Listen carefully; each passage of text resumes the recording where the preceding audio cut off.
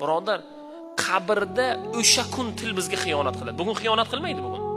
Bugun chizgan chizig'imizdan yuraveradi. Biz miya qanaqangi buyruq bersa, til o'shani gapiraveradi. Lekin qabrda til xiyonat qiladi endi. Robbing kim desa bilmayman deydi. Chunki dunyoda Robbisi Allohga jasad xiyonat qilganda. Nima uchun? Namoz o'qi degan o'qimagan. Harom yema degan harom yegan. O'g'irlik qilma degan o'g'irlik qilgan. Zino harom degan zino qilgan. Birovning haqqi yomon degan birovning haqqini yegan.